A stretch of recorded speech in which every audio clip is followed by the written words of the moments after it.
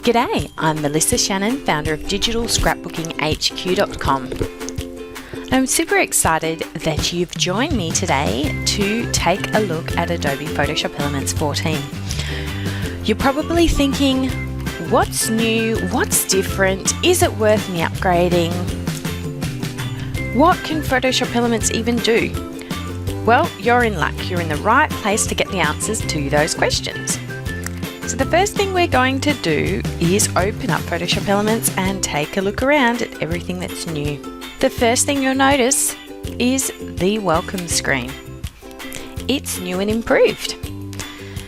Now you not only have options for all your Photoshop and Premiere Elements programs, you also can create a new file or open previously used files easily right from this welcome screen. Now, if you're annoyed by the welcome screen and you wish it would just go straight to the organizer or straight to the video edit or straight to the photo editor, you're in luck.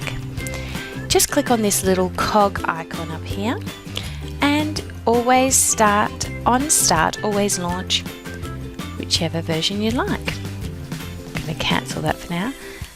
Let's first jump in to the photo editor.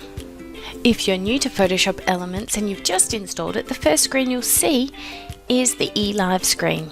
You can scroll down and see some great tutorials and information on how you can use Photoshop Elements. And looky look, there's even a tutorial from me. You just click on any of those tutorials and it'll jump onto the web and take you straight to that information. In my case, a video tutorial on how to use the clone stamp tool to remove someone from your photo. You've also got access to the Adobe Photoshop Elements Facebook page, Twitter feed, their customer support, and their help right from that live screen. And there's a few categories to choose from. As usual, there's 3 modes for editing your photos in Photoshop Elements 14. The quick mode, where common fixes are on the right-hand panel for adjusting your photo, adding creative effects, textures, and frames. So we just head to the Open button, click on Open, and choose our photo. Get rid of the photo bin by clicking on the photo bin icon so I can see everything a little bit bigger. Now we can apply some quick fixes and some fun effects to this photo. So the first thing I like to do is click on the Smart Fix and then Auto, just to see if it makes a difference that I like for my photo. Here it seems to have increased the contrast a little bit and I can see the before and after horizontally to compare. Yep, I like it, so I'll keep going. The next thing we're going to look at is one of the new features in the quick mode. Let's click on Effects. There's over 50 effects here in this effects panel. There's tints, there's special crazy effects, some fun kind of Instagrammy looking effects,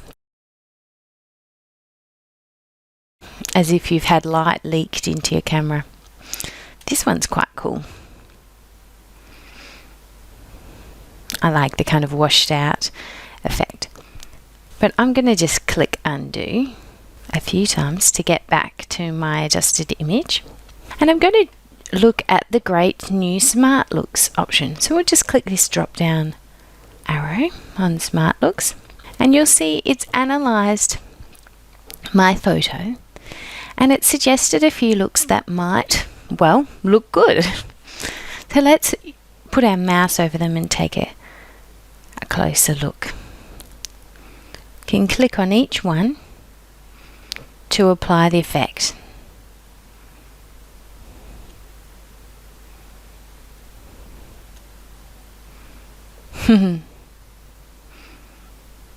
This is kind of 70s retro. It doesn't look bad. I don't mind it.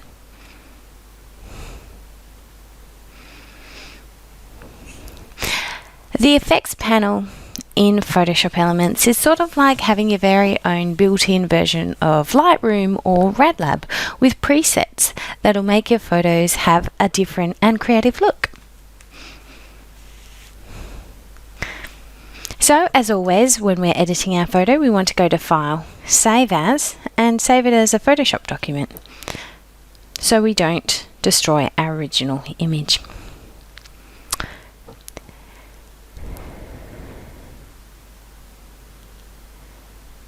Now, let's head into the guided mode and see what's new there.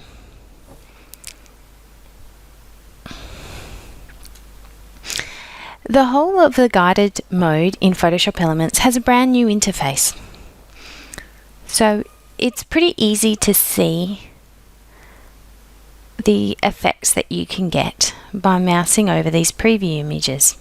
They're sorted into categories. Basics, colour, which are colour edits, black and white edits, line drawing, low key, fun edits.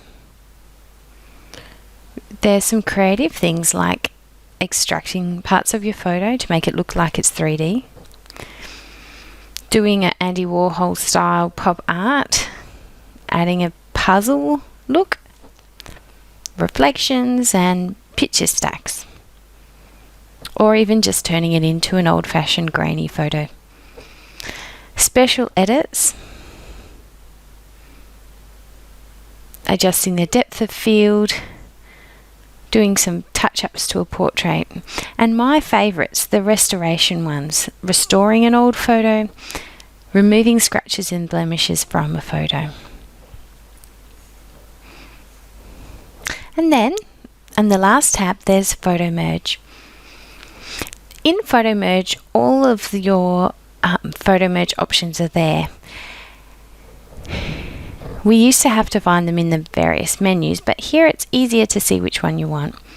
We've got Photo Merge Compose, which is brand new to this version of Photoshop Elements, where you can extract an object from one photo and place it in another.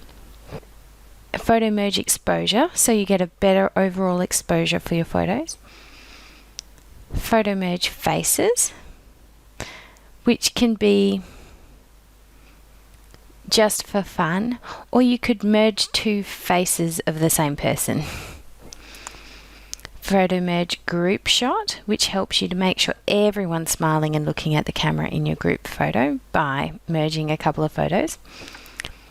And the Scene Cleaner, where you can combine photos to remove excess objects. And then there's a one and only photo merge that's included in Photoshop CC as well as Photoshop Elements, the panorama feature. One advantage we have here over Photoshop CC is that Photoshop Elements takes your hand and steps you through the process for creating photo merges or composite images, whereas in Photoshop CC you're kind of expected to do it on your own. So out of the dozens of different options we've got in the guided edits, the only one full Photoshop users have is the panorama. So let's take a look and try and use the Photo Merge Compose, the brand new guided edit. I've got two photos here already open, and it says drag and drop the image you would like to extract something from here. In this case, we're just going to add me to this little shot I've done with my children. Then we're going to use the quick selection tool, and it says drag over the area you need to include. So that would be my head and arm. Now I want to also subtract, so we can click, if you have a look here, we've just accidentally included some of my reflection. So I can just click on the subtract and paint away here. And as usual, you can actually increase or decrease the size of your brush by using the left and right bracket keys. And I want to add a little bit more here. So if I accidentally get some of the curtain, not to worry, I'll just hold down Alt or Option on a Mac. And I think that's pretty good. I don't want that bit of wall there. It doesn't matter about some bits and pieces because I'll be quite small. Alright, so the next thing we're going to do is refine the selection. So this is using the new Refine Selection Brush tool in Photoshop Elements. It says click outside the selection and nudge it or move it to shrink the selection to the area you want to remove.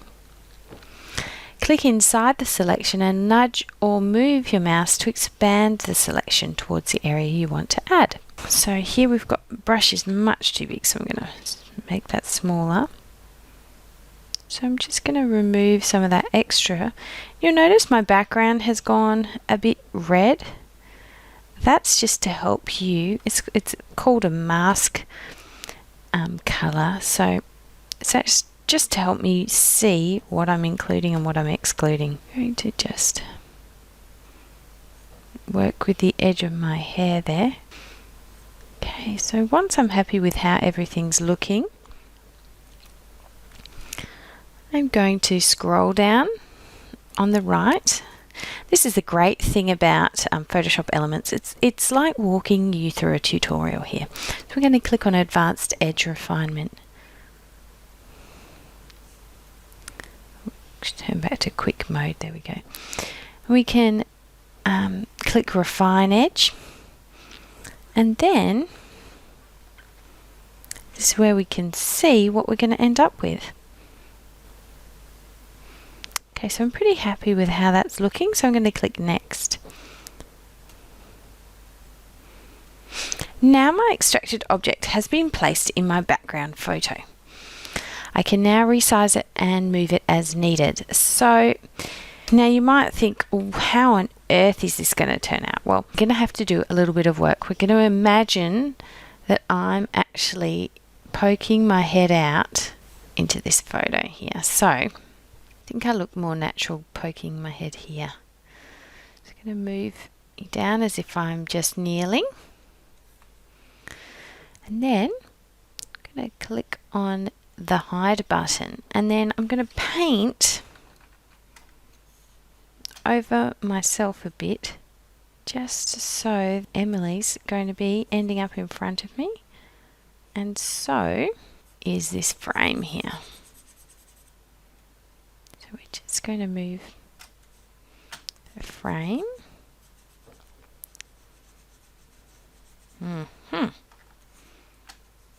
There we go. Now we've put me behind the frame, but things aren't exactly perfect yet.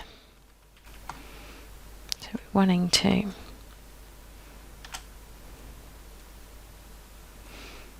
just do a little bit more moving and hiding. We'll click Reveal.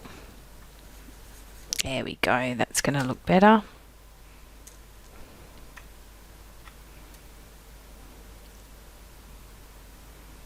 Just hide a little bit more of this edge here on my hair.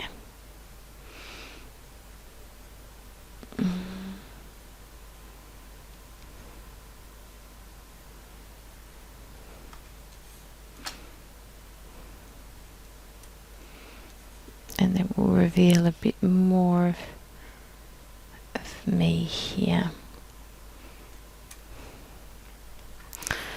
Zoom in.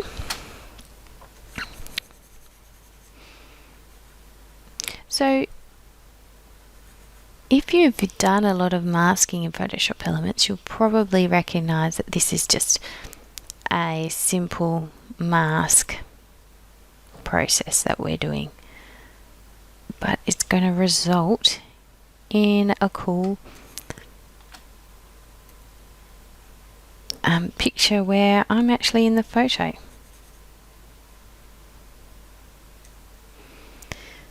Here we go.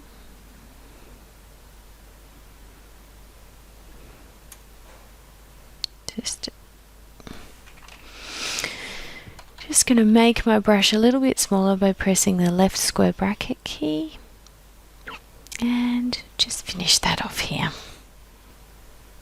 Looking pretty good. Let's click next. Now we're going to click Auto Match Color Tone to blend my extracted object with the background. Now let's zoom in again and see how it's looking. We'll click next.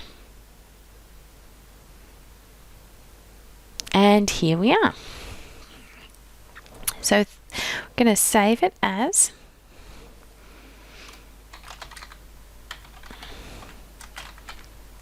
Photo Merge Compose, and then we're going to do a little bit more editing. So when we click on the expert mode, you can see here's our background image and our final photo of me. Let's do a little bit of a crop here. So I'm going to Control Shift Alt E to merge all the visible layers. Control Shift Alt E. There you go. And now do some skewing.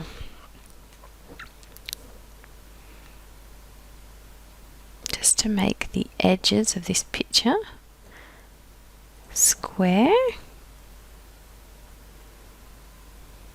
So if you've never used the skew tool before, and then you can actually independently drag the corner to try and get your picture more square. So this is really helpful when you're working with a photo that was taken on a bad angle. In this case, I'm just going to move this around so I can see what I'm doing and get it even looking.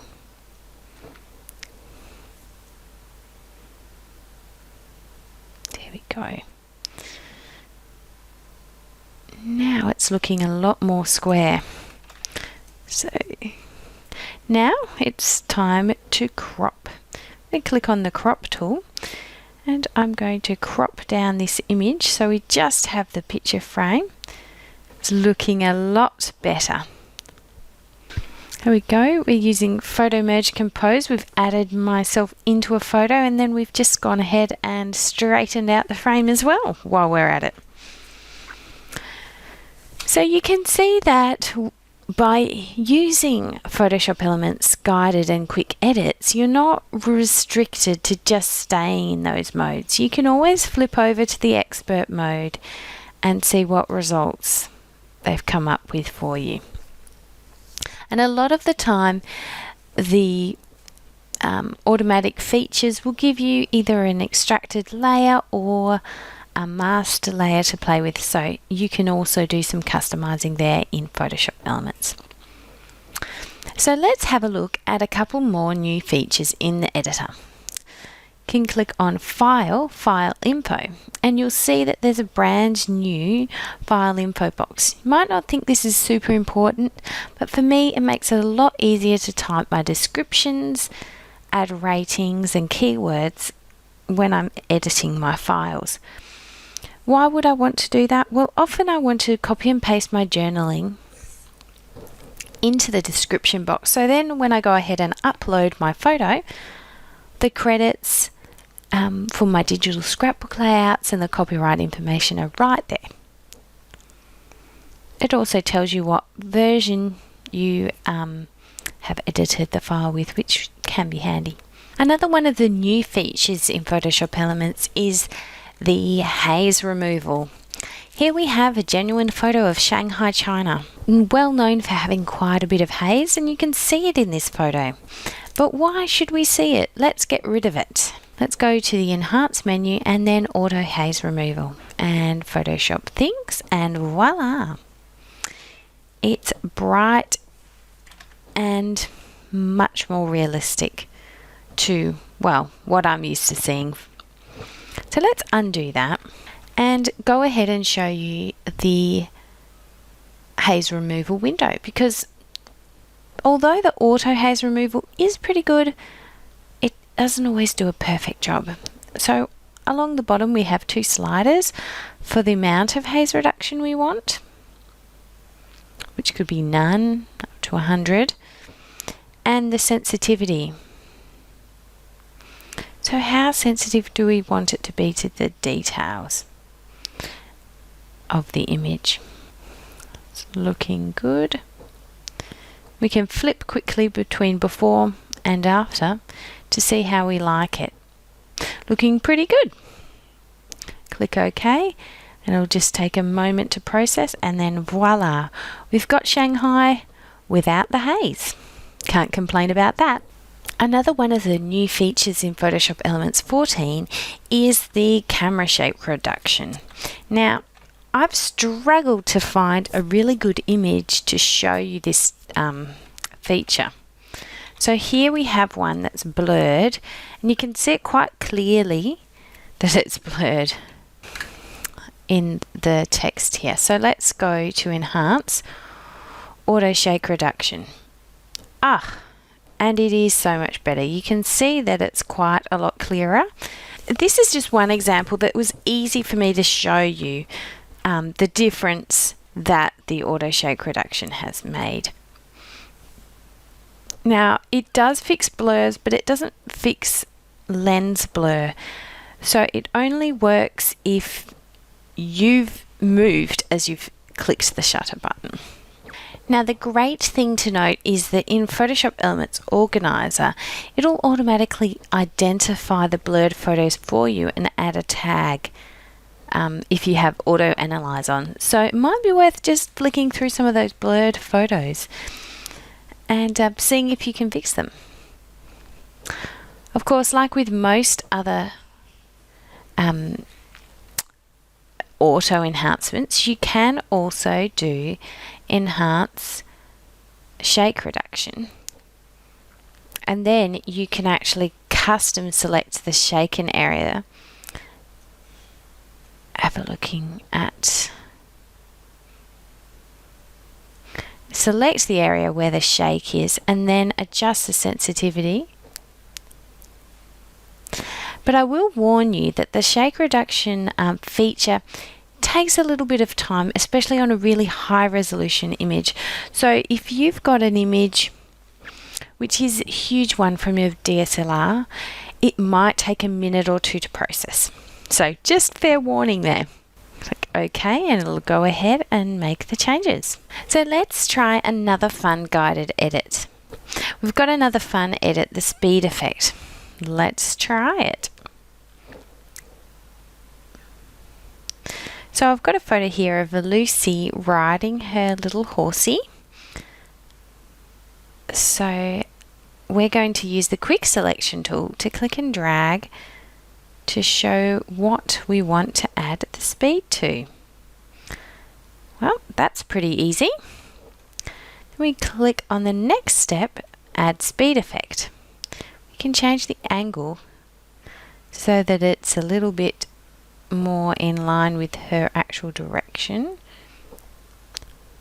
That looks good. We can increase or decrease the effect. Then step number 3 is adding the focus area. We want to click and drag over the area we'd like to remove the effect. So basically anything we want in focus, which is Lucy, basically. We want to use the refine effect to paint on or off the effect. So we don't want this speed going forward. So I'm going to increase the size of my brush, and I'm just going to paint away this speed effect at the front here. Now, because I'm using a tablet, it's touch sensitive, so I need to go over it a couple of times. Yep, but I think I'm pretty happy with how that's looking. The only other place I'll remove it is on the edge of this cupboard here, because she's behind the cupboard, not in front. So, you know, we've got to have some realism in our fake speed. Let's click next. I'm going to click and save as. And then I'm going to continue to edit in the expert mode. You can see when we've headed into expert mode that it's just another layer that's been added. So it's really flexible and easy to do a bit more editing. So let's do a little couple of touch-ups. Get rid of some dirt on the floor. And while we're at it, why don't we get rid of that high chair leg? And that mess over there. And is there anything else? Maybe this distracting bench top here. Just using the spot healing brush, we've done a bit of editing. Save that. And then we'll just apply a quick crop. And now Photoshop Elements goes ahead and suggests a crop, which I'm pretty happy with. I might just reduce it slightly at the top here and put Lucy right on that third line. And we'll just click the green check mark to apply that change. Now, just a side note, if you're annoyed by the cropping tool automatically cropping for you, you can go to Edit, Preferences, General, and deselect Enable Crop Pre-selection, just to stop it from doing that. So pretty happy with how everything's looking here. I'm going to go ahead and save my work again. We've got a fun edit with the help of the guided mode.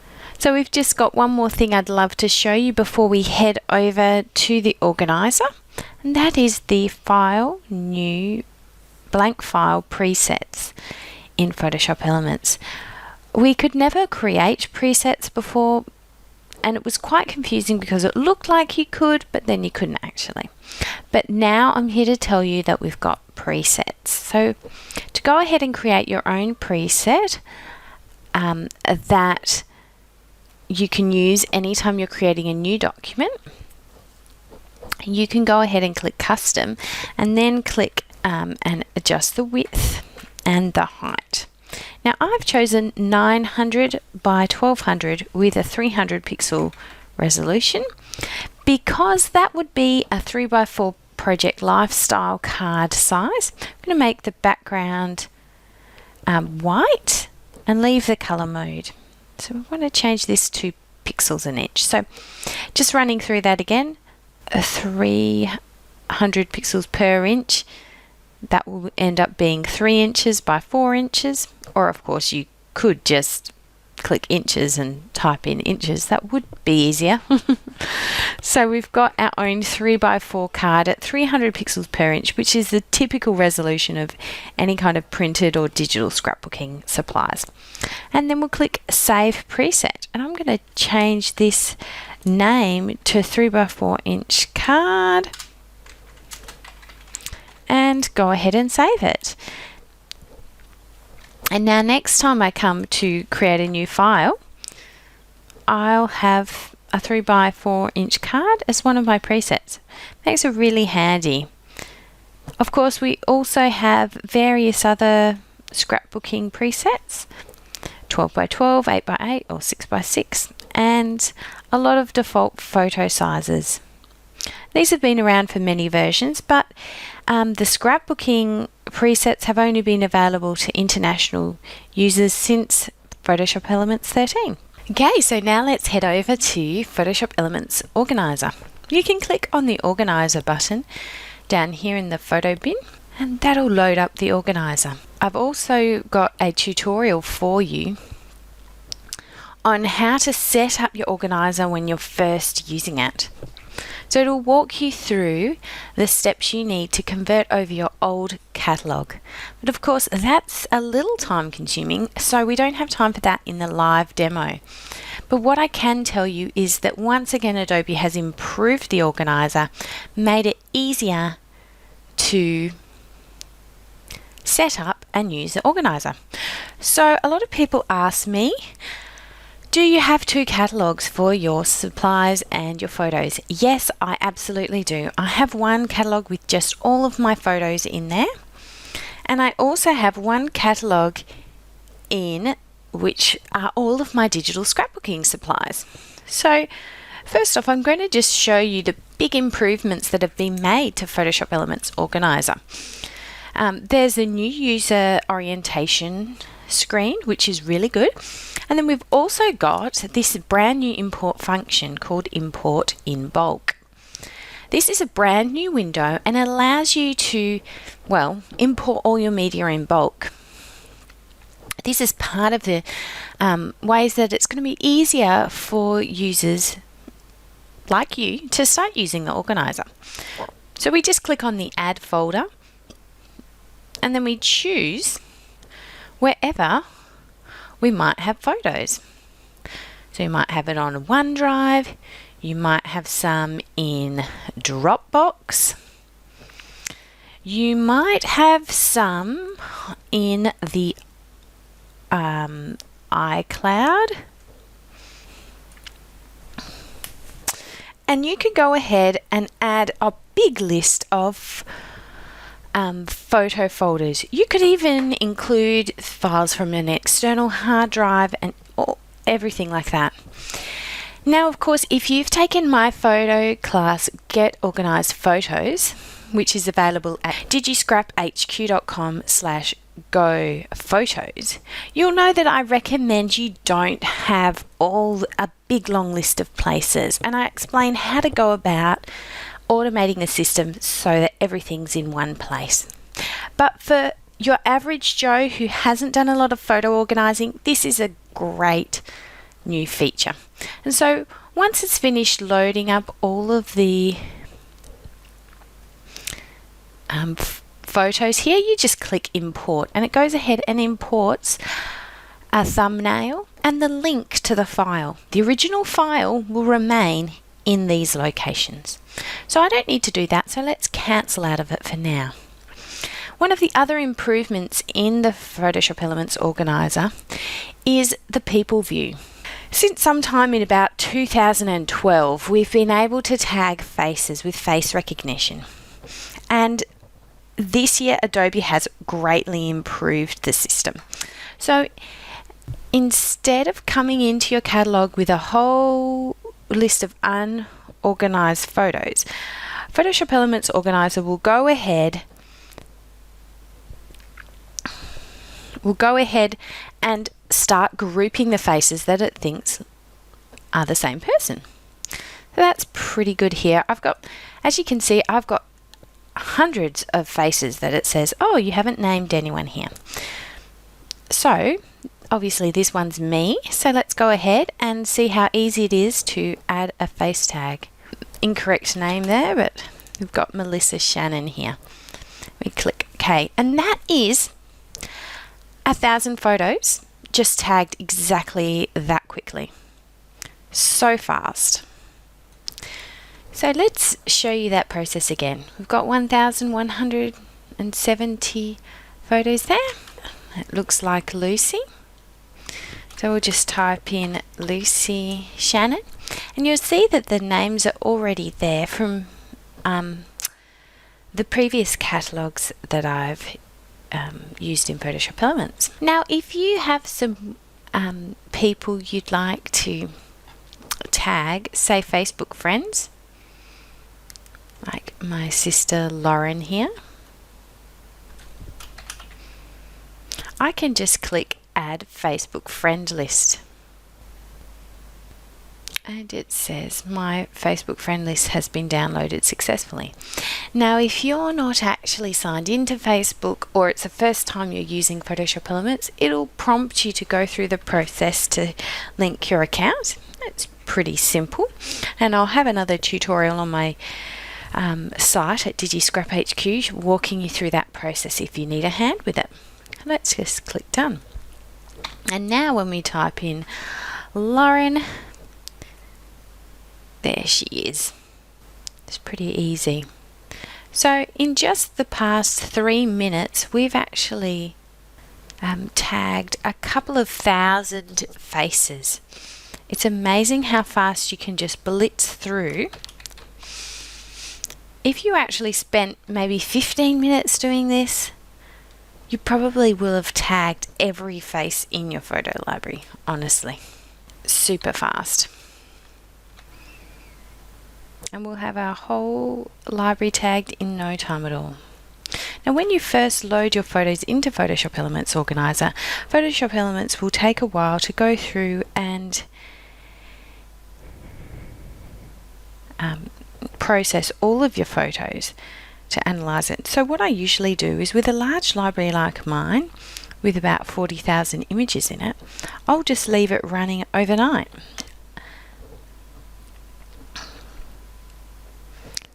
And then it makes my life so much easier when time comes for tagging photos.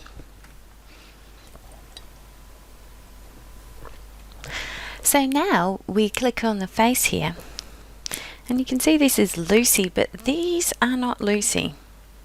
Some of these are Edward. So we can just go ahead and click the no entry sign and remove these photos of Edward from Lucy's collection. And you can see here at the bottom of the screen, it also shows us the unconfirmed faces. And guess what? None of these are Lucy. So we're just going to select, click on the last one, and then we're going to right mouse button click and say not Lucy Shannon. As good as Photoshop Elements is, doesn't always get it right. And if you want to work on more faces at one time, you can just click on the icon to expand, and we can just go through and help Photoshop Elements learn who's who in the family. Of course, all my children have blue eyes and blonde curly hair, so you can understand the confusion. As usual, you can search by faces and other keywords using the keyword info panel. Now let's head over to the Places view to have a look at how the new Places workflow works. I've zoomed in to the local area just near me, and you can see that I've got heaps and heaps of photos just around that local area. Photoshop Elements has gone through and it said, oh, there's 1,049 photos here. You can also quickly preview all the places, all the photos that have been assigned to one place. And then just head back to the map. Just like in the people view, there's the pinned and the unpinned places. So if you want to find photos that have no GPS data, just click on the unpinned, and that'll take you to a browser full of photos that don't have any location information. You can then select them and drag them onto the map. Okay, so let's just select all the photos that are in this group from September 2011. I'll press Ctrl A to select them all. Yep, they're all at our house. We'll just drag the map and then click and drag them onto the pile of photos. Now we go back. We can work on the next section of photos. All of the photos are in one location. It's easy enough to just click on the pencil icon and click Kalgoorlie and type in Kalgoorlie, Western Australia. Select the correct location and click Apply. So now, instead of having one window where you're trying to do every single thing, the Places view is much more usable. Let's just take a quick look at the new interface in the Events room or view. As usual, you can adjust how many groups, how the photos are divided into groups.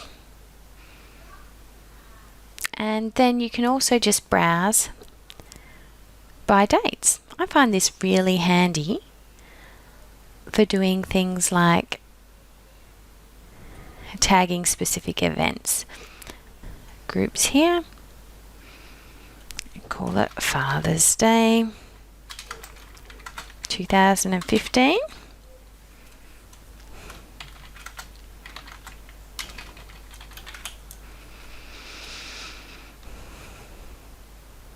And as usual, you can always apply any of these keyword or event tags in the main media view.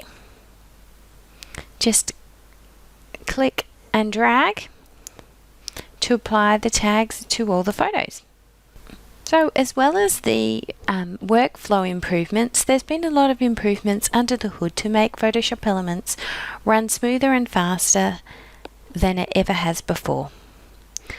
I'm really thrilled with the improvements in the organizer, especially the people view. It's going to make it so much easier to add people tags, and it's going to take a fraction of the time. Even if you've never touched your photos to start organizing, it won't take you long to catch up because the automated features are getting better in every version of Photoshop Elements. Thanks so much for joining me for this demo. I hope that it's helped you see the features in Photoshop Elements 14 and decide whether you want to upgrade.